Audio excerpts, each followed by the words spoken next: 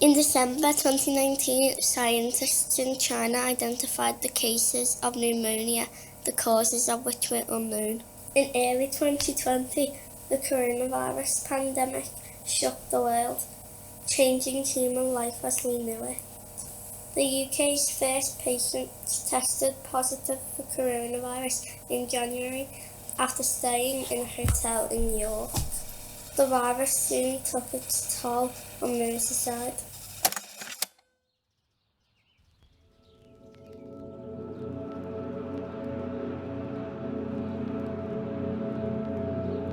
Despite the virus spreading rapidly across the world, the UK government allowed 3,000 football fans from Madrid to travel to Liverpool in March. Even though rates were high and there was a partial lockdown in Spain, this was the start of poor decision making by public officials.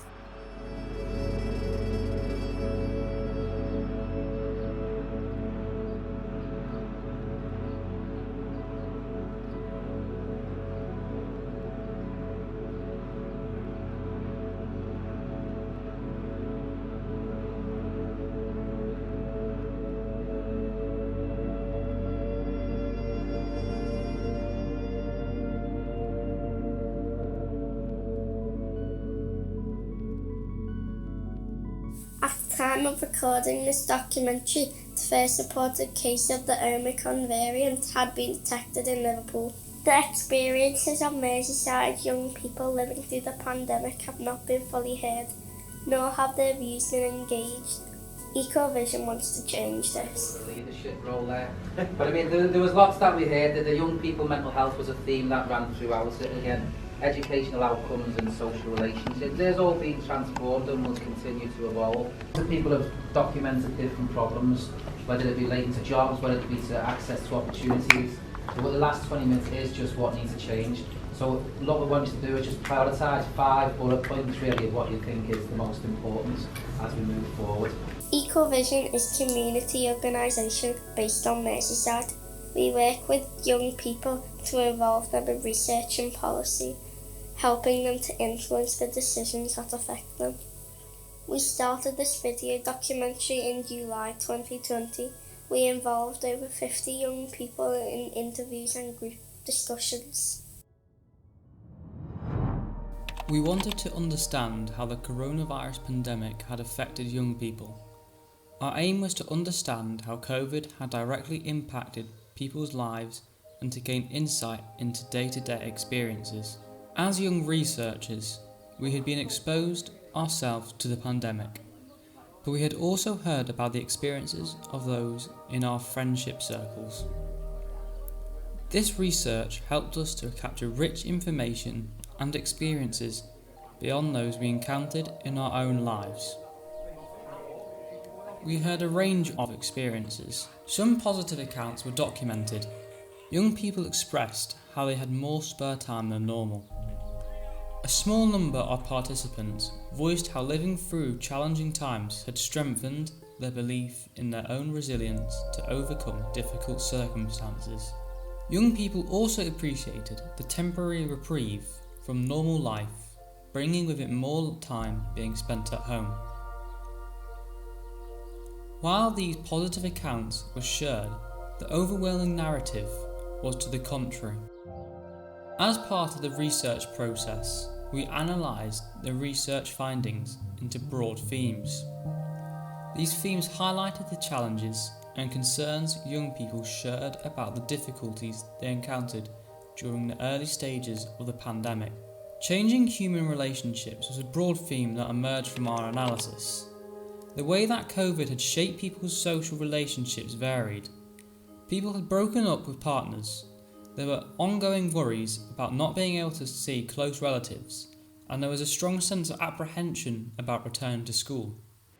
At the time, my sister and my mum, my younger sister was in hospital and my mum was there with her, and they basically said that my mum's not allowed to leave the hospital if she wants to stay with her. So it was just me and my older sister living by ourselves for a few months basically.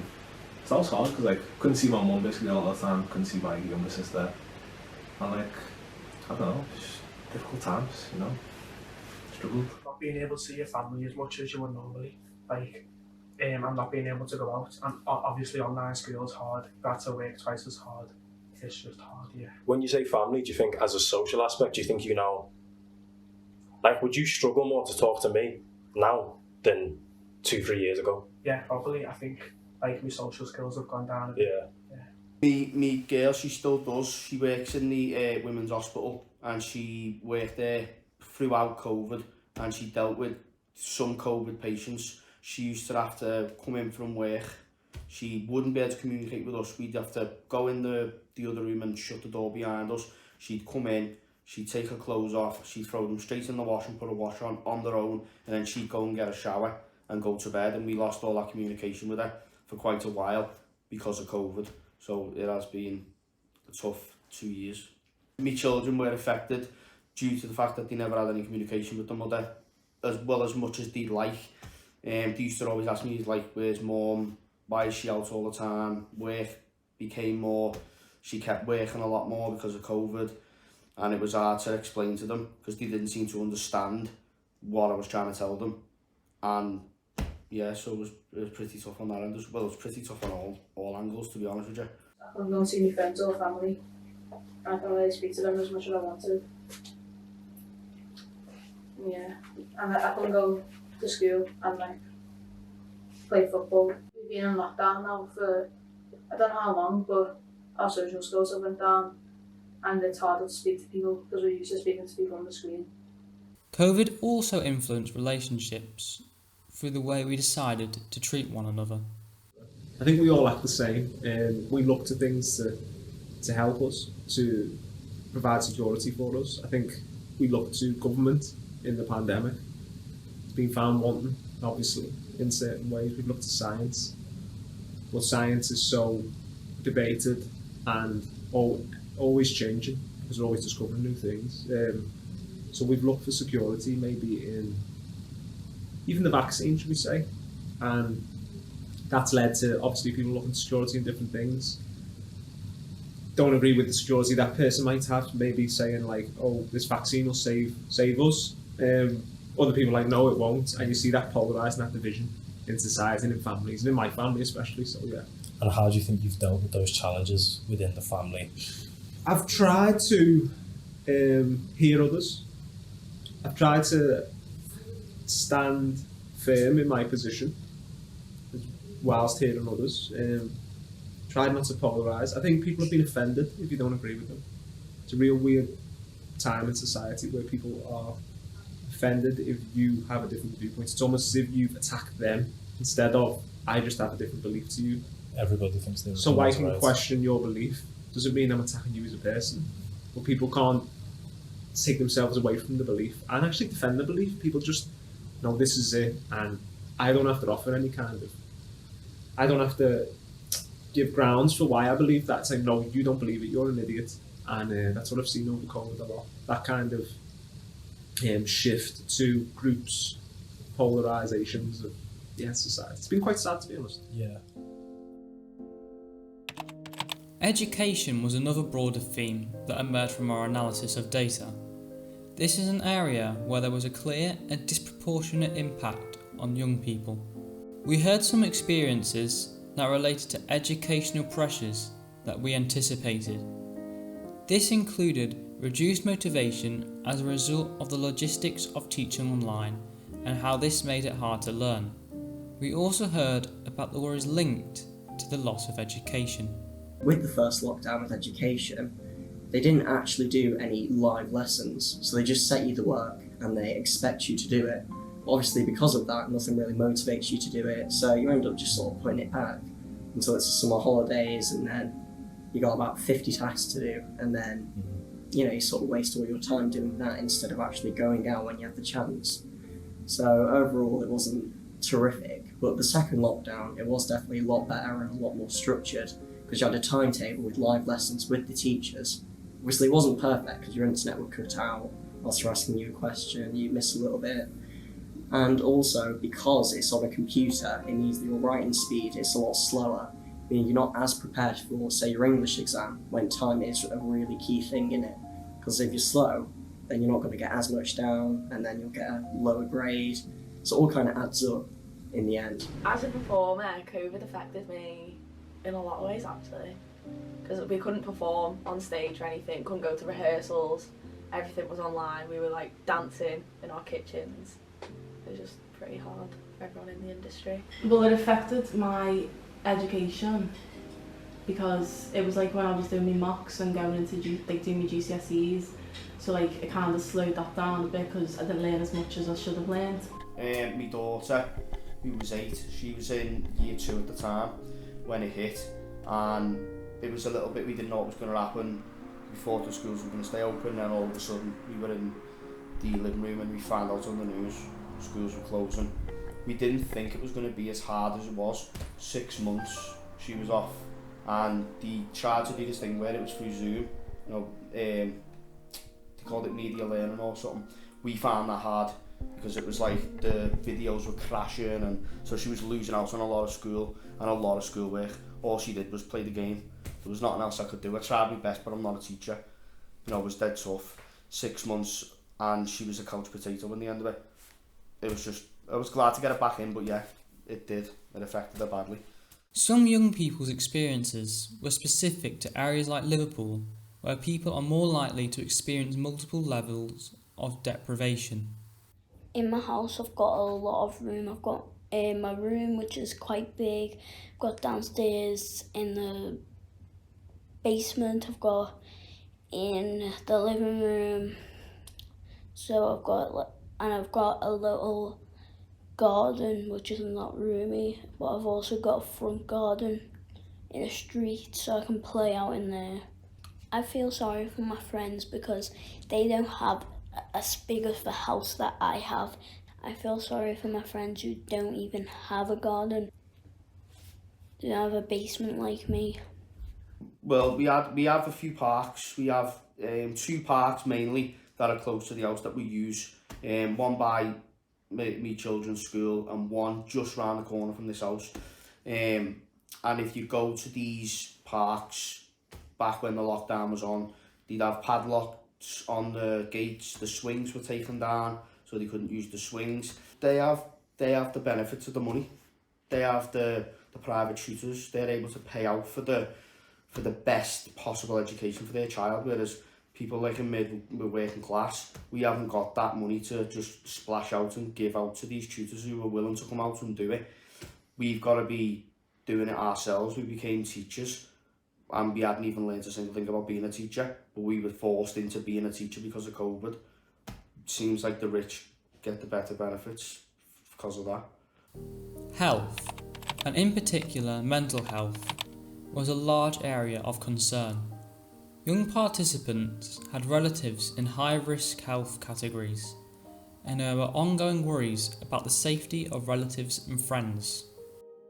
I've nearly lost some of my family to it, and that's really made me feel, imagining that if I did lose them, how hard that would be, and I know that a lot of people have to go through that. You don't have to, but if you do you want to speak on what that situation was with nearly losing family members? Yeah. So me auntie and uncle got it, and they were both in hospital, and the hospital said that they didn't think my uncle was going to make it.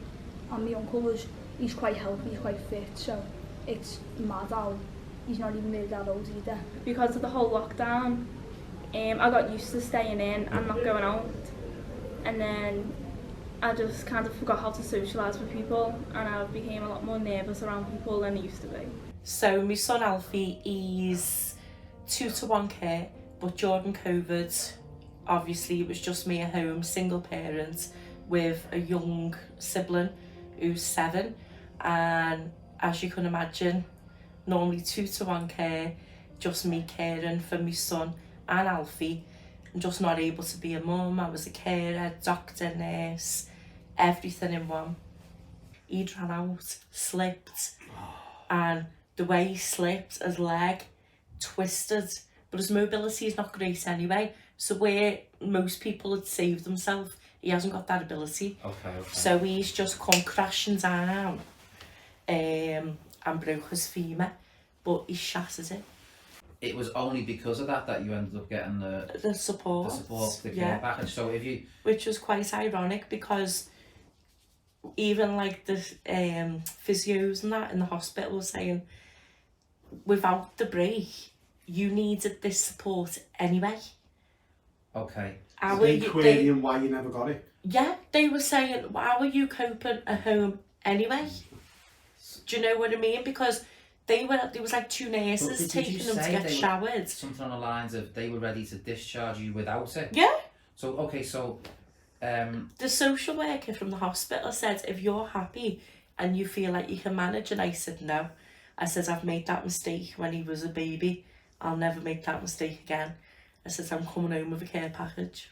They tried to get a care package together, but because it was lockdown and lots of people were ill, lots of medical staff were needed, they couldn't get a care package.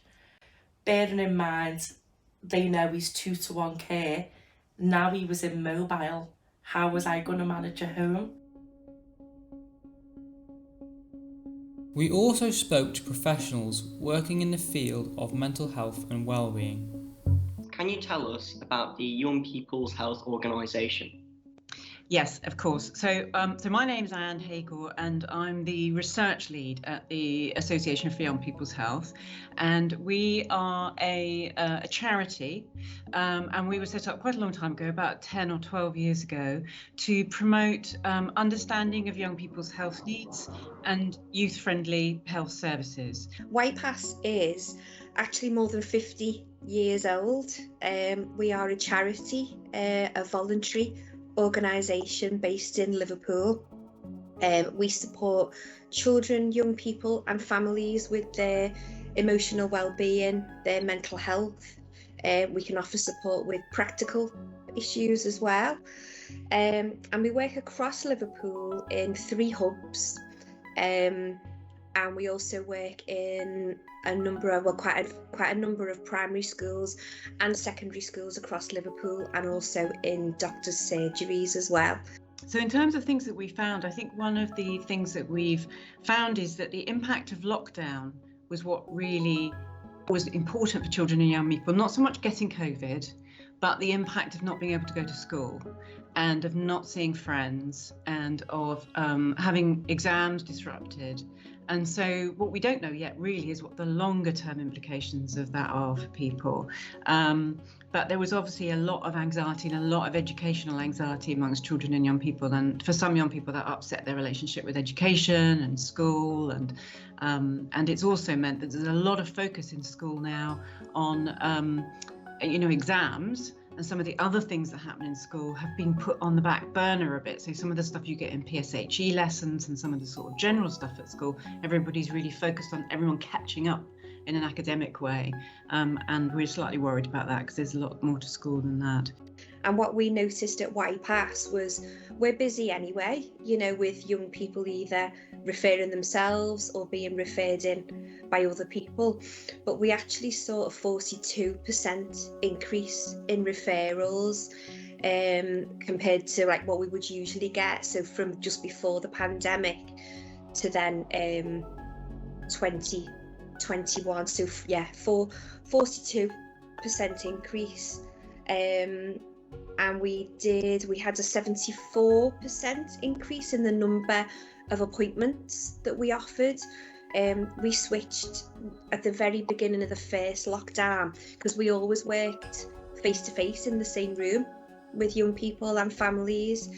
And then because of the pandemic, we switched first of all to telephone for those first few days. And then we went online then.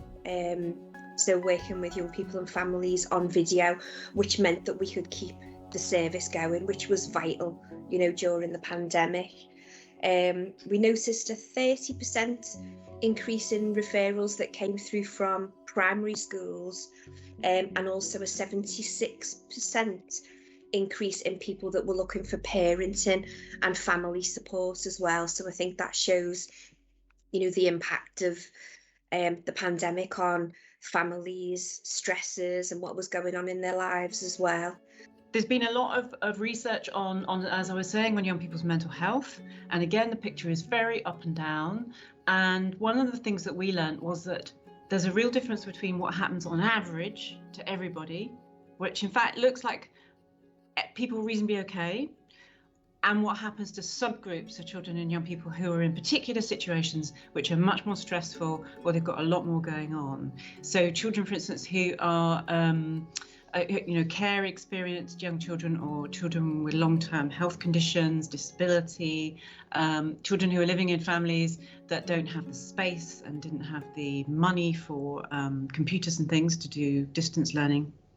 So in those groups, mental health impacts were much higher. So I think one of the things we learned was we can't make just an assumption about all children and young people. You have to know about their backgrounds and what's going on in order to really understand the impact on them.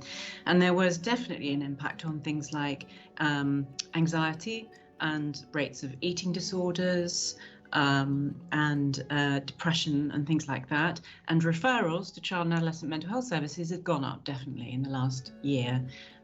So that was an impact too. But I think something we really have to remember in thinking about the mental health stuff is that children and young people are very resilient and very good at recovering. And bearing in mind that this is something that is going on, it's not just a one-off thing that happened and it's permanent.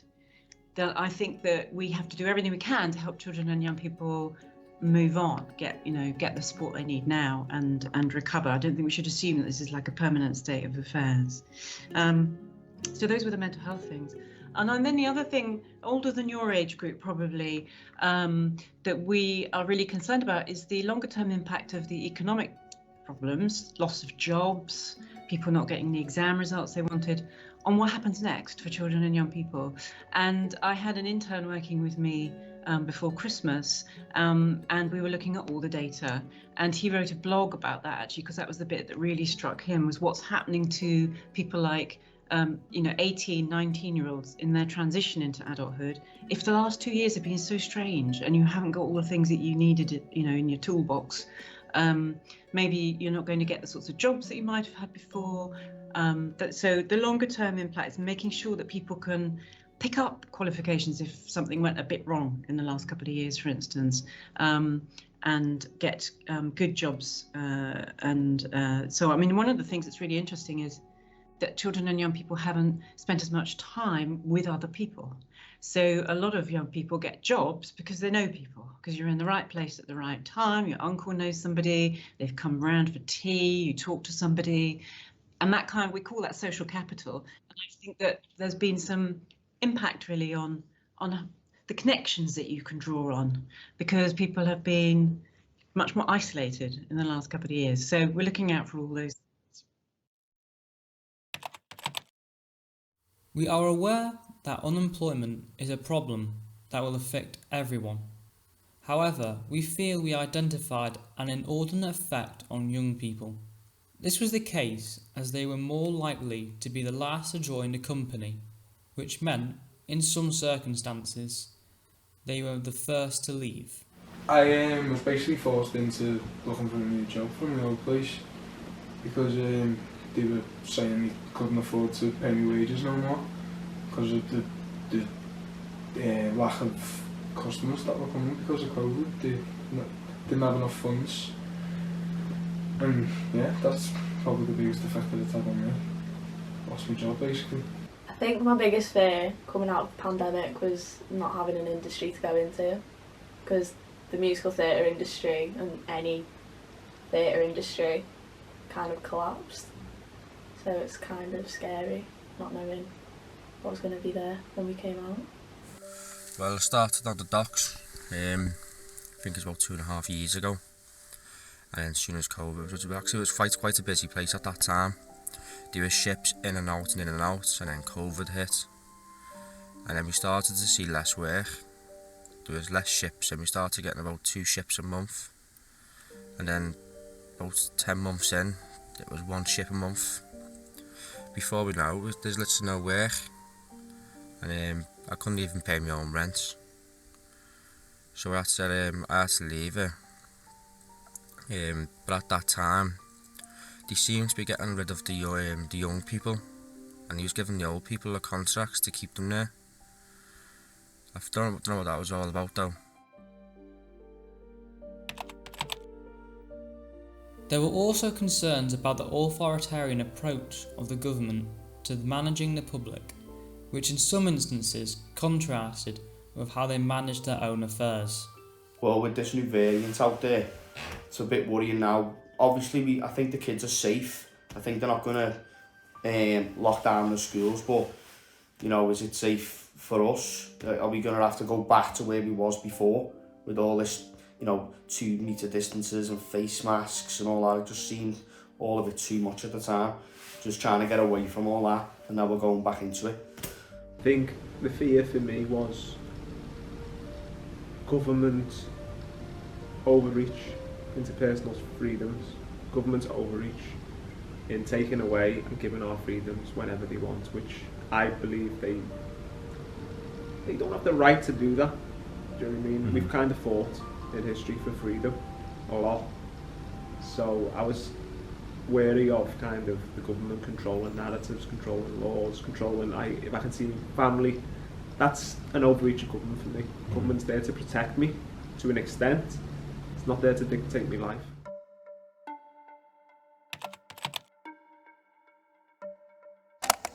The coronavirus pandemic has brought many highs and lows. The huge loss of life, the creation of a vaccine, and the emergence of new strains, to name a few. We heard mixed views. Some people had no fears, others were less optimistic because of the ongoing uncertainty. Further lockdowns, new variants, losing loved ones were all themes that emerged. We asked young participants to share their views about the future. I feel like I look at things differently now, like life. So like I don't take things for granted anymore compared to where, like, before, like the whole virus thing happened. Like, I don't look at life the same. I'd say I've got 2 of the biggest fears that I kind of like equaled out. One of them is that because I've had a lack of education, that I'm not going to do as well in life as I could have, and it'll just like cause me to like go downhill a bit. But then the other one is because all my grandparents, because I've got step grandparents and everything, so all my grandparents like around the same age, like 80, 90, that kind of age. It's more of the fact that I haven't been able to see them, so I'm scared that they're going to pass away without me getting to like see them like another time, if that makes sense. While we continued to hear about worries related to the employment and education, the vaccine programme was centre stage in many of the participants' perspectives. I don't trust it because we haven't been told what's in it really. Anyone should be concerned to be part of a trial. It's a trial, you don't know what's going to happen. Because it says it's 78% effective. We don't really know how they calculate that. I've only had 1 dose, but that's just because I've been too busy to get my second one. I had 2 doses, and I mean, who knows if it was the right thing to do. It's not something I really want to get, but if somebody asks me, do you want to have it, I'll get it. Obviously every person's different, so they'll all have different side effects and it'll affect them differently, but we haven't been told basically any side effects like at all. If anything does go wrong, there's no one to point fingers at because the companies aren't taking liability for any problems that are happening because of these vaccines. And you also hear about these permanent sort of things that they have on you, like little diseases and things like that. You hear people die from actually getting the vaccine because I think it creates a blood clot. I think it's really important to get the vaccine. I know people are against like any vaccine and everyone has the right to choose, but me personally, I'd get the vaccine. I guess I think at the end of the day, I'm not a researcher in science, and obviously, you know, the government can lie, companies can lie, and obviously a lot of these big like pharmacy companies have been known to lie, and like if you look at some of the old lawsuits of these companies that are making the vaccines now, like they're crazy, like some of like the cover-ups they've done. But it's like we're in this world now where like companies are so big, it's like the individual's so small that like all you can do is blindly trust sometimes. And it's like kind of pushes you to that thing where like you don't have a choice. It's like what can you do? As a younger lad, you know what I mean, you're even younger than me, I'm not at risk really of COVID. My risk rate is very low. So, and I've had it before, so my kind of natural immunity is built up. So do I need the vaccine? That's another question for me. Do I actually need it? Do you know what I mean? Or can I just survive it and just shake it off? Like I did, I shook it off in 3 days, do you know what I mean? I was in bed for one and then sweated for another and then I shook it off and I was okay. One area of great concern among many young female participants was fears about the possibility the vaccine could have on future fertility. From what we have been able to understand, the government has done very little to calm these fears, which has implications for any vaccine programme. We also heard about concerns relating to pressures on public services.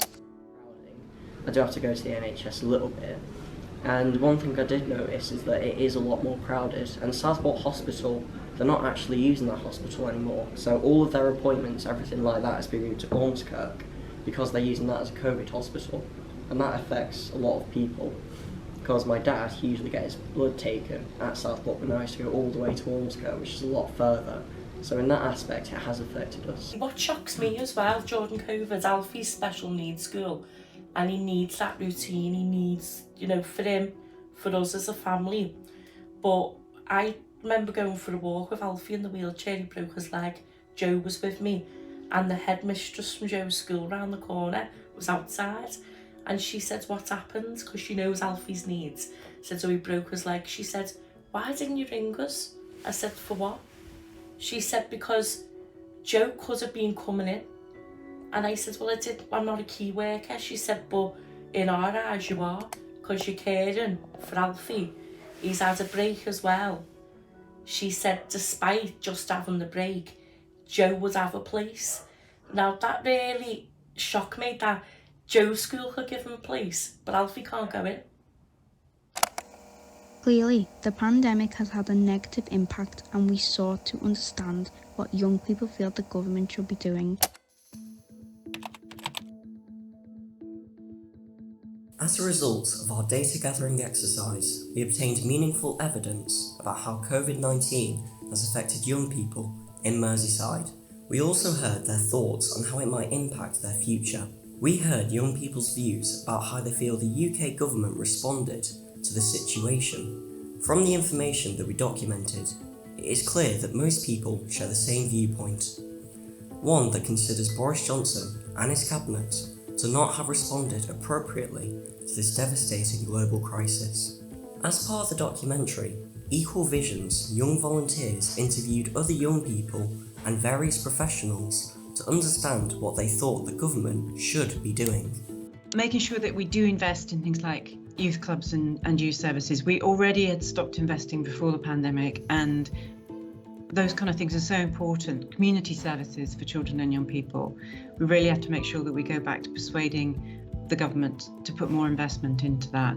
We have to put more investment, even more investment, into child and adolescent mental health services so that everybody who needs to see somebody can get to see someone and doesn't have to wait. And I think we need to look at new schemes for things like apprenticeships, internships, job creation, making sure that people have got those educational and work opportunities going forward now.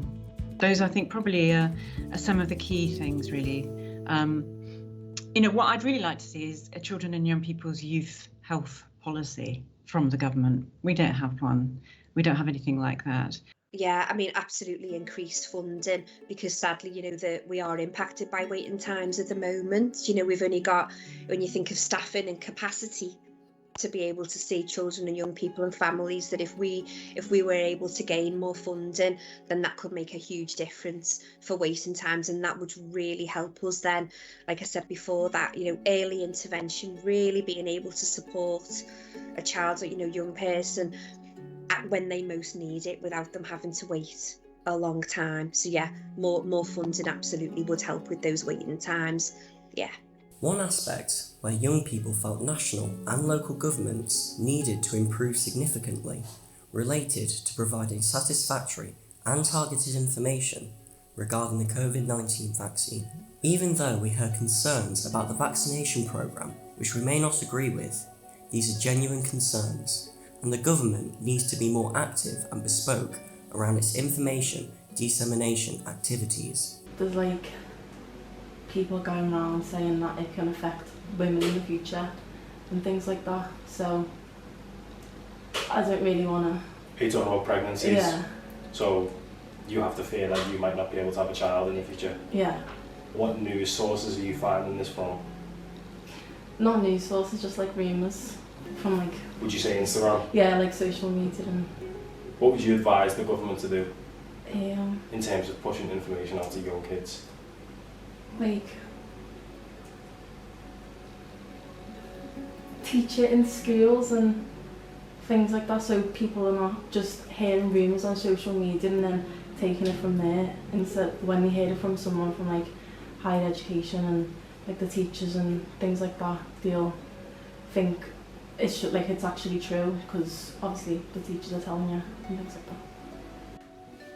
I want to say, like, I feel like it's just my own opinion, but however, it's like from social media, and a lot of my social media is based around black groups. It's like I love my culture no matter what. So instead, if a white person's telling me to say something, or a black and the black person's telling me something, I'm gonna listen to the black person before I listen to the white person.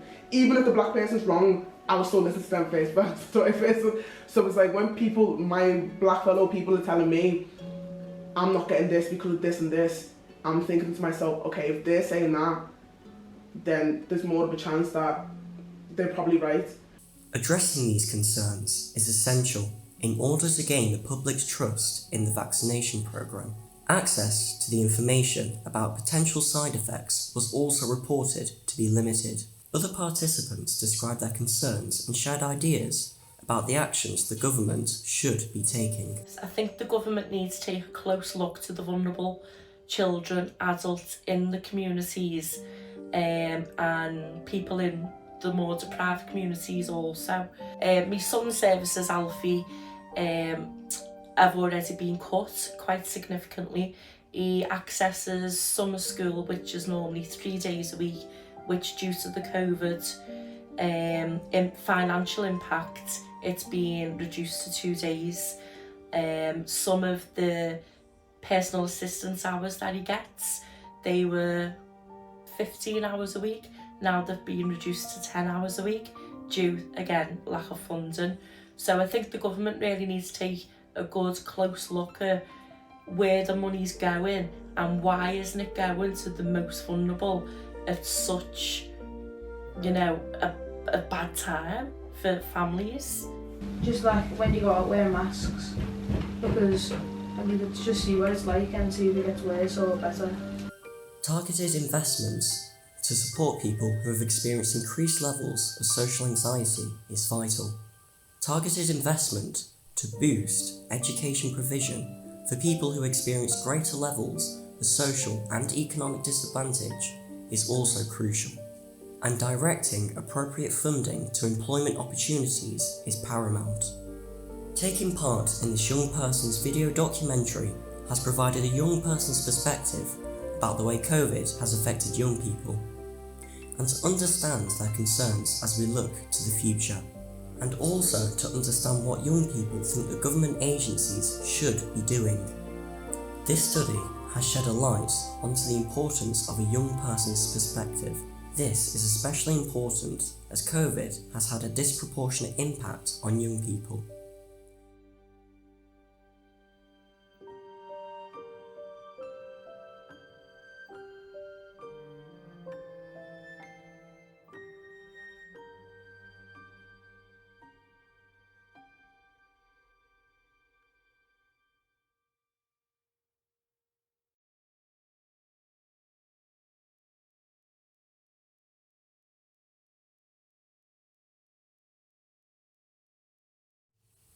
Equal Vision would like to thank the National Lottery for funding this important piece of work.